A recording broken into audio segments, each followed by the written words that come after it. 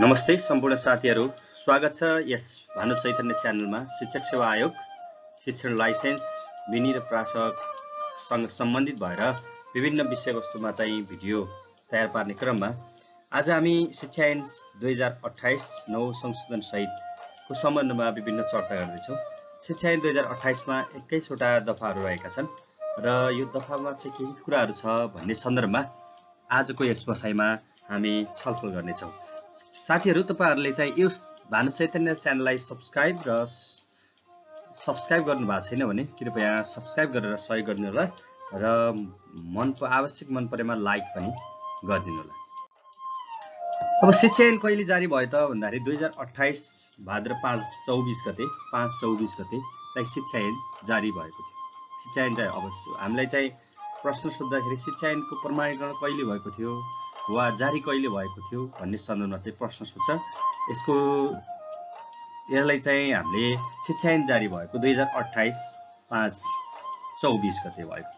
अब यो शिक्षा ऐन लागू कहिले भएको थियो भन्दाखेरि 2028 कार्तिक 15 गते 7/15 गते भएको थियो र राष्ट्रिय शिक्षा पद्धतिको योजना 2028 लागू हुने मितिदेखि नै चाहिँ शिक्षा ऐन पनि 2028 लागू भएको थियो।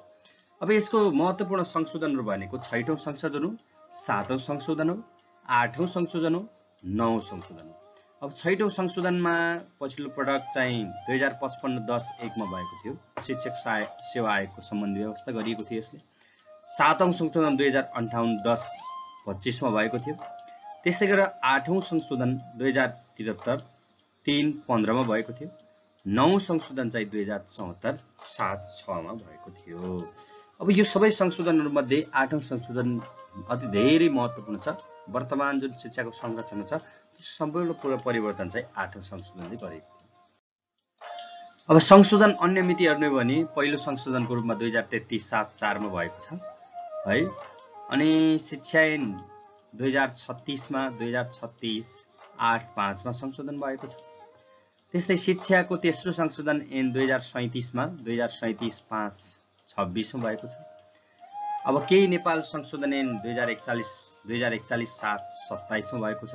न्याय प्रशासन सुधार सम्बन्धी ऐन 2043 मा चाहिँ 2043-7-24 मा भएको छ। शिक्षा ऐन चौथो संशोधन हामीलाई शिक्षा ऐनको संशोधनहरू मात्र बढी आवश्यक पर्छ। शिक्षा ऐन चौथो संशोधन चाहिँ 2045-7-10 मा भएको छ। शिक्षा ऐनको पाँचौं संशोधन 2049-7-13 मा। शिक्षा ऐन 6औं संशोधन 2055-10-1 मा।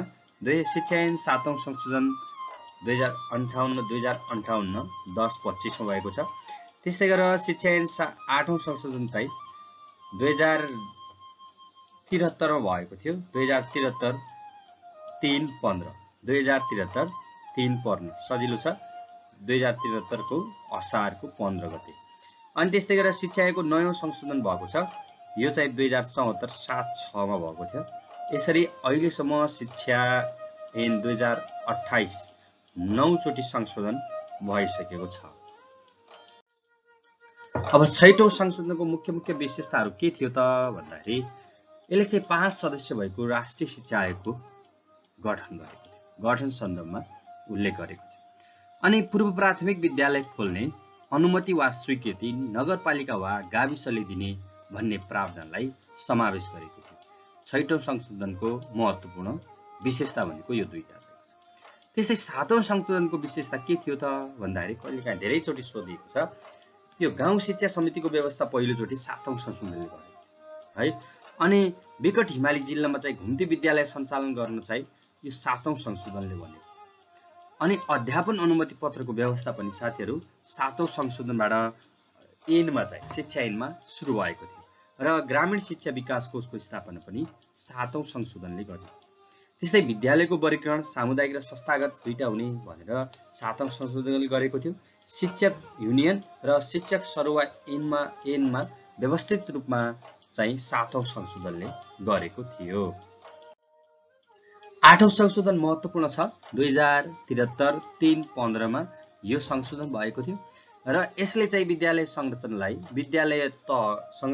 तहलाई दुई तहको विद्यालय संरचना तयार पारेको छ। एउटा आधारभूत र एउटा माध्यमिक हुने भनेको छ। अनि प्रारम्भिक बाल शिक्षालाई पनि विद्यालय शिक्षामा समायोजन गरेको छ। राष्ट्रिय परीक्षा बोर्ड, राष्ट्रिय शिक्षा परिषद, शिक्षक काउन्सिल, शैक्षिक गुणस्तर परीक्षण केन्द्र को पनि त्यहाँ चाहिँ पुरा उल्लेख गरेको छ। र माध्यमिक शिक्षा चाहिँ साधारण, संस्कृत र प्राविधिक तथा व्यावसायिक 3 किसिमको हुने भनिएको छ। समावेशी शिक्षाको कुरा गरेको छ यसले। र नयाँ शैक्षिक संस्थागत विद्यालय शैक्षिक गुटीका रूपमा मात्र खुल्न सक्ने प्रावधानलाई चाहिँ यसले व्यवस्थित गरेको छ। र शिक्षक सेवा आयोगमा 1 जना महिला राखेर समावेशी बनाएको छ। अब कहिलेकाहीँ धेरैचोटि सोधिएको क्वेसन, शिक्षक सेवा आयोगमा चाहिँ समावेशी कहिले बनाइयो भन्दाखेरि 8औं संशोधनले बनाएको थियो। अब यिनमा चाहिँ जान्नै पर्ने कुरा के हो त भन्दाखेरि बोर्डको गठन, राष्ट्रिय शिक्षा बोर्ड, अनि जिल्ला शिक्षा समितिको गठन, आयोगको गठन दफा 11 ख मा छ। आयोग भन्नाले शिक्षक सेवा आयोग हो। दफा 11 ट मा गाउँ वा नगर शिक्षा समिति रहेको छ। दफा 12 मा विद्यालय व्यवस्थापन समिति रहेको छ। दफा 16 ङ मा नेपाल शिक्षक महासंघ, शिक्षकको पदीय आचरण तथा भन्ने व्यवस्थाहरू कुरा रहेका छन्। दफा 17 मा दण्ड सजायको कुरा रहेको छ। दफा 19 मा नियम बनाउने अधिकार नेपाल सरकारको छ। अनि दफा 19 क मा निर्देशिका बनाउने अधिकार मन्त्रालयले दिएको छ। यो कुराहरू दफाहरू चाहिँ हामीले जान्नुपर्ने देखिन्छ। अब राष्ट्रिय परीक्षा बोर्डको व्यवस्था पनि शिक्षा ऐनको 8औं संशोधनले गरेको थियो। र दफा 4 क मा चाहिँ यसको व्यवस्था छ। राष्ट्रिय परीक्षा बोर्डमा चाहिँ 4 वर्षको पदावधि हुने गर्छ राष्ट्रिय बोर्डका सदस्यहरूको। अब यसमा अध्यक्ष सहित सदस्यहरू र सदस्य सचिव गरेर जम्मा 13 सदस्यीय राष्ट्रिय परीक्षा बोर्ड हुने गर्दछ। र यसमा मनोनित सदस्यको संख्या 5 सदस्य रहेको छ।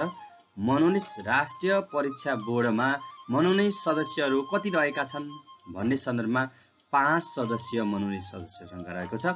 त्यस्तै महिलाहरूको सदस्य संख्या 3 रहेको छ। राष्ट्रिय परीक्षा बोर्डमा अनिवार्यतः महिला हुनै पर्ने संख्या चाहिँ 3 रहेको छ। अब राष्ट्रिय परीक्षा बोर्डको अध्यक्ष चाहिँ 1 जना हुन्छ। यस अध्यक्षलाई चाहिँ नेपाल सरकारले नियुक्त गर्ने गर्दछ।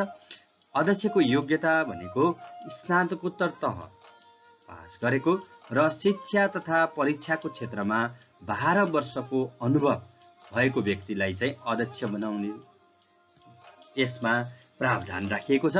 त्यस्तै गरेर सिफारिस गर्न, अध्यक्षको सिफारिस गर्नको लागि लोक सेवा आयोगको अध्यक्षतामा ख्याति प्राप्त शिक्षाविद 1 जना महिला सहित 2 जना गरी 3 सदस्यीय समिति रहेको छ। अब राष्ट्रिय परीक्षा बोर्डको अध्यक्षको सिफारिस समितिको अध्यक्षता कसले गर्छ भन्यो भने त्यो चाहिँ लोक सेवा आयोगको अध्यक्षले गर्ने गर्दछ। अनि राष्ट्रिय परीक्षा बोर्डको सिफारिस समितिमा कति जना सदस्य हुन्छन् भन्यो भने 1 जना महिला सहित 2 जना गरेर 2 जना सदस्य रहेका हुन्छन्। जम्मा सदस्य संख्या 3 जनाको समिति रहेको हुन्छ अध्यक्ष सहित। अब उपाध्यक्षको रूपमा चाहिँ मन्त्रालयको सचिव, शिक्षा मन्त्रालयको सचिव रहने गर्दछ। त्यस्तै सदस्यको रूपमा मन्त्रालय, शिक्षा मन्त्रालयको चाहिँ सहसचिव, विद्यालय शिक्षा हेर्ने एउटा 1 जना रहन्छ। त्यस्तै गरेर सदस्यकै रूपमा महानिर्देशक शिक्षा तथा मानव स्रोत विकास केन्द्रको, अनि कार्यकारी निर्देशक पाठ्यक्रम विकास केन्द्रको 1 जना, सदस्य सचिव सदस्यको रूपमा सदस्य सचिव सिटिबिटी प्राविधिक तथा व्यावसायिक जनशक्ति विकास केन्द्रको 1 जना चाहिँ सदस्य सचिव रहन्छ। अनि त्यस्तै गरेर परीक्षा नियन्त्रक त्रिभुवन विश्वविद्यालयको परीक्षा नियन्त्रक चाहिँ 1 जना सदस्यको रूपमा रहन्छ। त्यस्तै प्राध्यापक लेक्चरर मध्ये चाहिँ 2 जना महिला सहित 3 जना शिक्षा प्रशासन र परीक्षाको क्षेत्रमा कम्तीमा 10 वर्षको अनुभव गरेको छ। यो चाहिँ बोर्डले मनोनित गर्ने गर्दछ, मनोनित चाहिँ। अनि त्यस्तै गरेर सदस्यमा प्रहरूलाई रहन्छ। सामुदायिक तथा संस्थागत विद्यालयका मन्त्रालयले मनोनित 1 जना महिला सहित 2 जना रहने गर्दछन्। र यो राष्ट्रिय परीक्षा बोर्डको सदस्य सचिवमा शिक्षा सेवाको प्रथम श्रेणीमा काम गरेको व्यक्तिलाई चाहिँ सदस्य सचिवको रूपमा राख्ने गरिन्छ र यसलाई चाहिँ मन्त्रालयले तोक्ने गर्दछ। यसरी राष्ट्रिय परीक्षा बोर्डको गठन हुने गर्दछ। अब बोर्डको मुख्य काम के हो त भन्दाखेरि माध्यमिक शिक्षा परीक्षालाई सञ्चालन, समन्वय र व्यवस्थापन गर्ने मुख्य काम हो। तर बोर्डको कामहरू 7 वटा दिएको छ। योजना, दीर्घकालीन योजना तयार पार्ने, आर्थिक स्रोत जुटाउने, वार्षिक बजेट तयार पार्ने हैन, परीक्षा सम्बन्धी नीति निर्धारण गर्ने, परीक्षाको गुणस्तर र मर्यादा कायम गर्ने है, अनि प्रतिवेदन वार्षिक प्रतिवेदन तयार पार्ने र मन्त्रालयमा पेश गर्ने, तोकिएको बमोजिम मन्त्रालय तोकिएको बमोजिमको अन्य कामहरू गर्ने भनेर 7 वटा कामहरू तोकिएको छ। अब त्यस्तै शिक्षा ऐन 2028 को 7 क मा राष्ट्रिय शिक्षा परिषदको व्यवस्था गरेको छ। यो परिषदको व्यवस्था किन गर्यो त भन्दाखेरि शिक्षा सम्बन्धी नीति निर्धारण गर्ने सम्बन्धमा नेपाल सरकारलाई सल्लाह र सुझाव दिनको लागि शिक्षा मन्त्री वा राज्य मन्त्रीको अध्यक्ष रहने गरेर यो राष्ट्रिय शिक्षा परिषद गठन गरेको छ। यसमा 23 सदस्य रहन्छन् र यसका पदेन सदस्य 12 जना रहन्छन्, मनोनित सदस्य 11 जना रहन्छन्, 5 जना चाहिँ महिला सदस्यहरू रहन्छन्। अब यसको सदस्य सचिव चाहिँ मन्त्रालयको योजना महाशाखाको सहसचिव रहने गर्दछ र यो सदस्यहरूको मनोनित सदस्यहरूको पदावधि 3 वर्षको हुने गर्दछ। यसको सचिवालय चाहिँ मन्त्रालयमा रहने गर्छ। राष्ट्रिय शिक्षा परिषदको सचिवालय शिक्षा मन्त्रालयमा रहने गर्दछ। त्यस्तै गरेर 7 ख मा यिनको दफा 7 ख मा शैक्षिक गुणस्तर परीक्षण केन्द्रको व्यवस्था गरिएको छ। शैक्षिक गुणस्तर परीक्षण केन्द्र मा चाहिँ को काम विद्यालय शिक्षाको गुणस्तर परीक्षण गर्ने हो र केन्द्रको प्रमुख शिक्षा परीक्षक 1 जना रहन्छ र 1 जना चाहिँ शिक्षा क्षेत्रमा राजपत्राङ्किक विशिष्ट श्रेणीमा काम गरेको व्यक्ति रहन्छ। यसको नियुक्ति अब यो प्रमुख शिक्षा निरीक्षक परीक्षकको नियुक्ति गर्नको लागि सिफारिस समिति रहन्छ 3 सदस्य। यसमा लोकसेवा आयोगको अध्यक्ष रहन्छ अध्यक्षको रूपमा र राष्ट्रिय योजना आयोग हेर्ने सदस्य रहन्छ र मन्त्रालयको सचिव रहन्छ र विद्यालयको पाठ्यक्रम पाठ्यपुस्तक नेपाल सरकारबाट स्वीकृति गर्नुपर्ने व्यवस्था छ। र त्यस्तै गरेर 8 क मा शिक्षा तथा मानव स्रोत विकास केन्द्रको व्यवस्था गरेको छ। यसको प्रमुखमा महानिर्देशक रहने कुरा उल्लेख छ। त्यस्तै गरेर जिल्ला शिक्षा समितिको व्यवस्था पनि छ, दफा 11 मा गरिएको छ। जिल्ला शिक्षा समितिको पदावधि 2 वर्षको हुने भनेको छ र यसलाई नेपाल सरकारले विघटन गर्न सक्ने प्रावधान राखेको छ। अब यसको अध्यक्ष र सदस्य सचिव गरेर 9 सदस्य रहेको छ। यसको पदेन सदस्य 4, मनोनित सदस्य संख्या 5, 4 जना जीसीसले गर्ने र 1 जना चाहिँ इकाइ प्रमुखले चाहिँ मनोनित गर्ने भन्ने कुरा उल्लेख छ। अब जिल्ला शिक्षा समितिको बैठक चाहिँ 1 महिनामा 1 पटक बैठक बस्ने गर्दछ भनेर उल्लेख छ। अब यसको अध्यक्षमा चाहिँ जिल्ला समन्वय समितिको सभापति वा काम गर्न तोकिएको व्यक्तिलाई चाहिँ अध्यक्षको रूपमा राख्ने व्यवस्था छ। त्यस्तै गरेर सदस्यको रूपमा प्रमुख जिल्ला अधिकारी, सामुदायिक विद्यालयका विवेश अध्यक्ष मध्ये जिल्ला शिक्षा समितिले मनोनित गरेको 1 जना, त्यस्तै संस्थागत विद्यालयका विवेश अध्यक्ष मध्ये जिल्ला शिक्षा अधिकारीले मनोनित गरेको 1 जना, अनि त्यस्तै अभिभावक तथा शिक्षाविद मध्येबाट जिल्ला शिक्षा समितिले मनोनित गरेको 1 जना दलित र 1 जना महिला सहित 3 जनाको व्यवस्था चाहिँ गरेको छ अभिभावक वा शिक्षाविद मध्येबाट। त्यस्तै जिल्ला नेपाल शिक्षक महासंघको अध्यक्षलाई 1 जना गरेर अनि सदस्य सचिवमा इकाइ प्रमुख राखेर जम्मा 9 सदस्य जिल्ला शिक्षा समिति रहने प्रावधान गरिएको छ। अब जिल्ला शिक्षा समितिको काम कर्तव्य र अधिकार के हो त भन्ने सन्दर्भमा पनि कुरा व्यक्त भएको छ।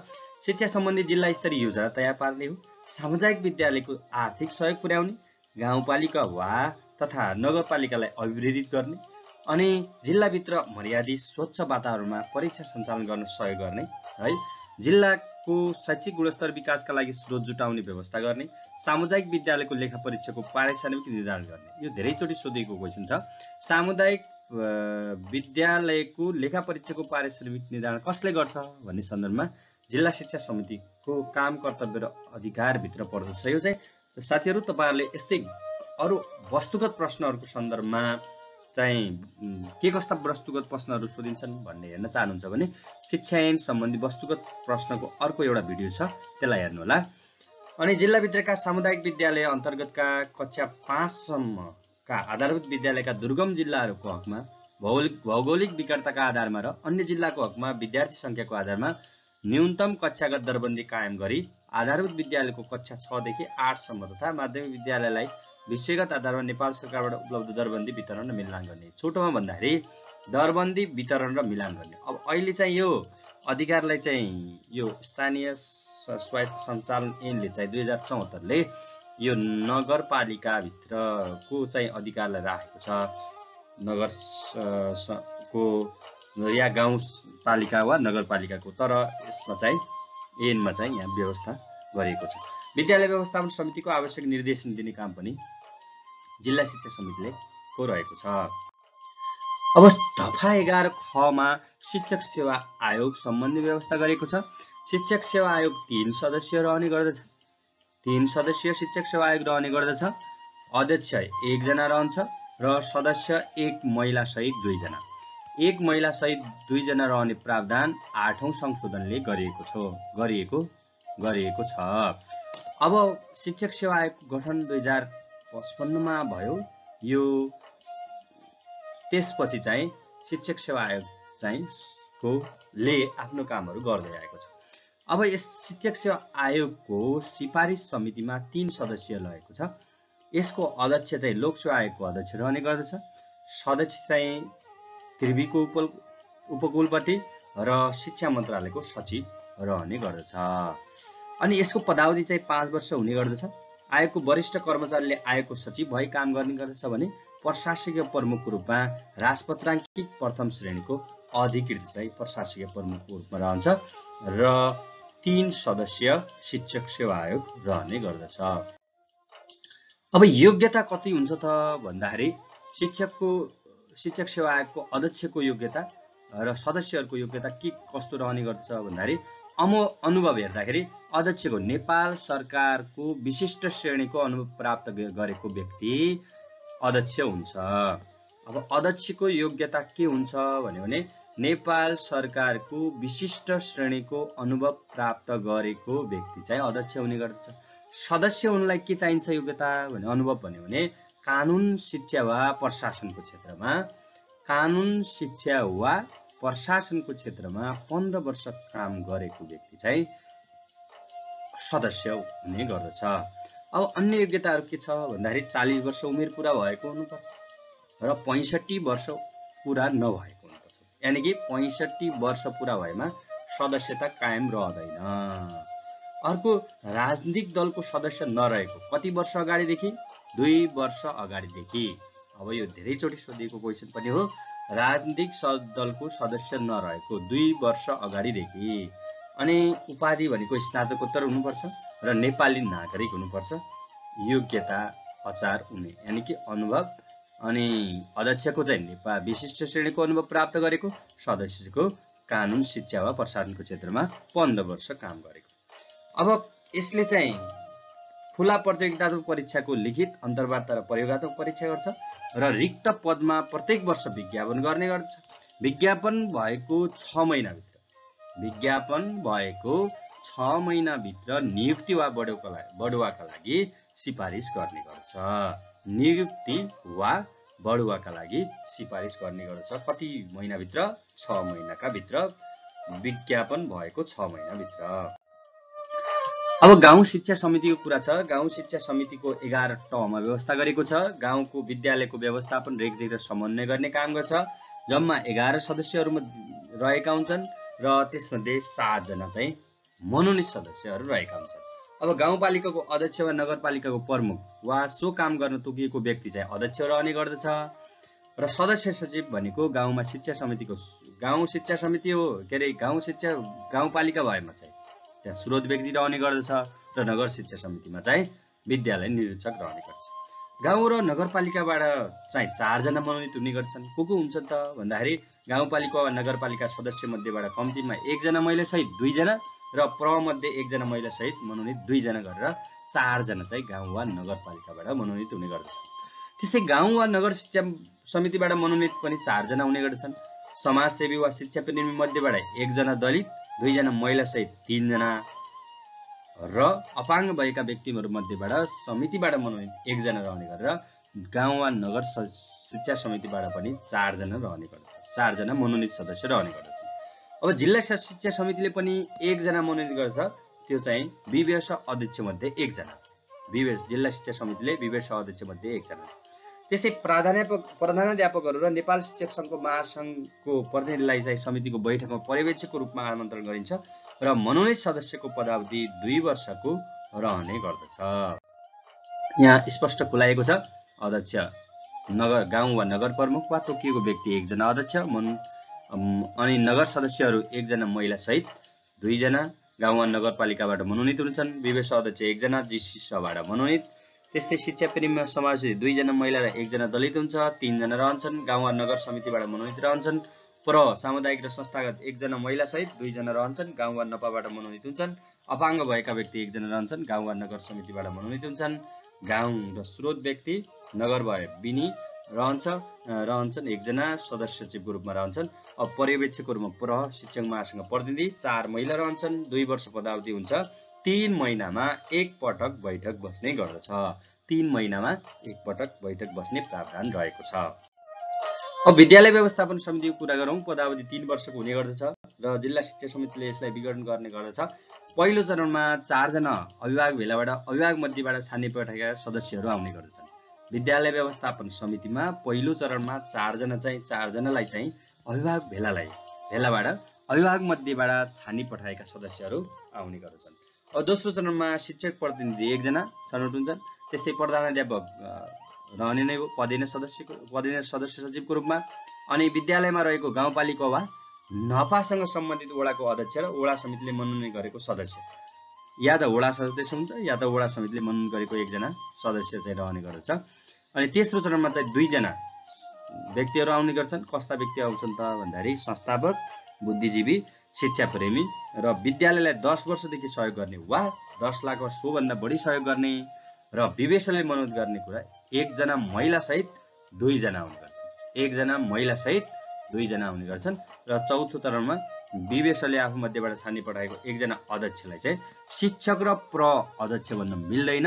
बाँकी चाहिँ 1 जना अध्यक्ष चाहिँ छनौट हुने गर्छ। अब यो 9 सदस्य हुने गर्छ। यसको बैठक चाहिँ 2 महिनामा एक पटक बैठक बस्ने गर्छ। पर्यवेक्षकको रूपमा निरीक्षक र स्रोत व्यक्ति रहने गर्छन्। र प्राविधिक र व्यावसायिक विद्यालयमा उद्योग तथा वाणिज्य महासंघका 2 जना प्रतिनिधि सदस्य रहने गर्छन्। प्राविधिक तथा व्यावसायिक विद्यालयमा उद्योग तथा वाणिज्य महासंघका 2 जना प्रतिनिधिहरू सदस्य रहने गर्दछन्। र विशेष शिक्षा सञ्चालन गरेको विद्यालयमा 50% सदस्य अपाङ्ग भएका रहन्छन्। र समावेशी शिक्षाको समितिमा भने 1 जना चाहिँ समावेशी शिक्षा जहाँ सुरु भएको छ जुन विद्यालयमा त्यसमा चाहिँ कम्तीमा पनि 1 जना अपाङ्ग अनिवार्य रहन्छन्।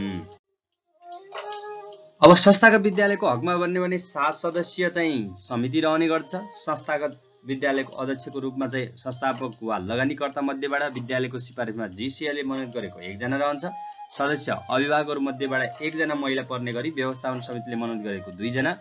त्यस्तै शिक्षा प्रेमी वा समाजसेवी मध्येबाट गाउँपालिका वा नगरपालिकाले मनोनित गरेको 1 जना र सम्बन्धित क्षेत्रको विद्यालय निरीक्षक, शिक्षक प्रतिनिधि र प्रधानाध्यापक चाहिँ सदस्य सचिवको रूपमा रहन्छ। यसरी संस्थागत विद्यालयको हकमा 7 जना सदस्य रहेको हुन्छ। 7 सदस्य व्यवस्थापन समिति रहेको हुन्छ। अब त्यस्तै 11 ड मा अध्यापन अनुमति पत्र नलिई शिक्षण गर्न नपाइने व्यवस्था भएको छ। यसलाई 7औं संशोधनले व्यवस्था गरेको थियो। अध्यापन अनुमति पत्र सम्बन्धी विषयमा आयोगलाई सुझाव दिन शिक्षा काउन्सिल रहेको छ को व्यवस्था गरेको छ। यो 8औं संशोधनले गरिएको थियो। त्यस्तै 12 ख मा शिक्षा विकास कोष रहेको छ जसमा नेपाल सरकारबाट, संस्थागत विद्यालयबाट, चन्दाबाट, अन्य स्रोतबाट रकम प्राप्त हुने गर्दछ। 9 सदस्यीय कोष समिति सञ्चालन समिति रहने गर्दछ र समितिको अध्यक्ष चाहिँ शिक्षा सचिव रहने गर्छ।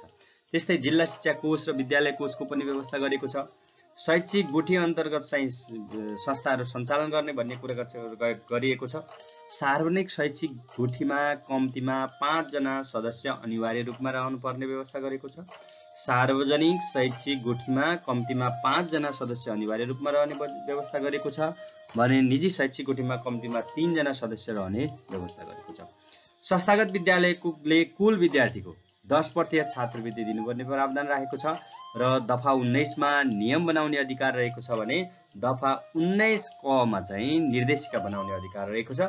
दफा 20 मा बाधा अड्काउ हटाउने अधिकार रहेको छ। त्यस्तै कारबाहीको सिलसिलामा ऐन विपरीत शुल्क लिएमा 25,000 रुपैयाँसम्म जरिवाना गर्ने व्यवस्था गरेको छ। सम्पत्ति हिनामिना गरेमा बिगो असुल र उपर र बिगो बमोजिम जरिवाना गर्ने कुरा उल्लेख गरेको छ। त्यस्तै गरेर ऐन नियम उल्लङ्घन गरेमा 1000 देखि 25,000 रुपैयाँसम्म जरिवाना गरेको छ। अनि परीक्षासँग सम्बन्धित अमर्यादित काम अनुमति नलिई शैक्षिक कार्यक्रम सञ्चालन गरेमा, विद्यार्थी भर्ना गर्दा दान वा उपहार लिएमा, यो 3टा काम यस्ता कार्यहरू गरेमा 6 महिनासम्म कैद वा 1 लाख जरिवानाको प्रावधान राखिएको छ। साथीहरू, त्यस्तै गरेर 16 ङ 5 ख मा शिक्षक वा कर्मचारीबाट कस्तो अवस्थामा पदबाट हटाइने भन्ने कुरा उल्लेख छ। यहाँ केही आधारहरू दिएको छ। पदीय दायित्व पूरा नगरेमा पदबाट हटाउने कुरा उल्लेख गरेको छ। बिना सूचना चाहिँ 15 दिनभन्दा बढी समय अनुपस्थित विद्यालयमा अनुपस्थित रहेमा, मादक पदार्थ सेवन गरेर विद्यालयमा आएको प्रमाणित भएमा, नैतिक पतन देखिने गरी फौजदारी अभियोगमा अदालतबाट सजाय पाएमा, स्थायी आवासीय अनुमति लिएमा वा आवेदन पेश गरेको पाइएमा, विदेशी चाहिँ नागरिकताको लागि, अनि कार्यालय समयमा अन्यत्र अध्यापन वा काम गरेमा, राजनीतिक दलको कार्यकारिणी समितिको सदस्य रहेको पाएमा भने के गर्ने गरेको छ, पदबाट हटाइने व्यवस्था गरिएको छ। यसलाई तपाईहरुले यसरी हेर्नुहुन्छ, सूत्र पशु मान आकार भनेर पनि हेर्न सक्नुहुन्छ। अब दण्ड सजायको कुरा गरेको छ। यदि प्रश्नको गोपनीयताको भङ्ग गरेमा अघिको कारबाही चाहिँ गरेको जुन प्रसङ्ग थियो यहाँ लिएर जोड्छ। प्रश्नपत्रको गोपनीयता भङ्ग गरेमा, उत्तर पुस्तिका परीक्षणमा लापरवाही गरेमा, परीक्षा केन्द्रमा स्वीकृति बेगर प्रवेश गरी परीक्षा केन्द्र नियन्त्रणमा लिई अमर्यादित कार्य गरेमा, परीक्षाफल प्रकाशनमा अनियमितता गरेमा, अरूको तर्फबाट परीक्षा दिएमा, परीक्षाको मर्यादा भङ्ग हुने कुनै काम गरेमा, विद्यार्थी भर्ना, दान, उपहार वा कुनै रकम लिएमा, अनुमति नलिई कुनै शैक्षिक कार्यक्रम, शैक्षिक परामर्श सेवा, ब्रिज कोर्स, भाषा शिक्षणता पूर्व तयारी कक्षा सञ्चालन गरेमा चाहिँ दण्ड सजाय हुने कुरा उल्लेख गरेको छ। धेरै धेरै धन्यवाद साथीहरू, तपाईहरुले यस भानु चैतन्य च्यानललाई हेरेर सहयोग गर्नु भएको छ। यस्तै अन्य भिडियो हेर्नको लागि लाइक र सब्स्क्राइब गर्न नबिर्सनुहोला। धन्यवाद।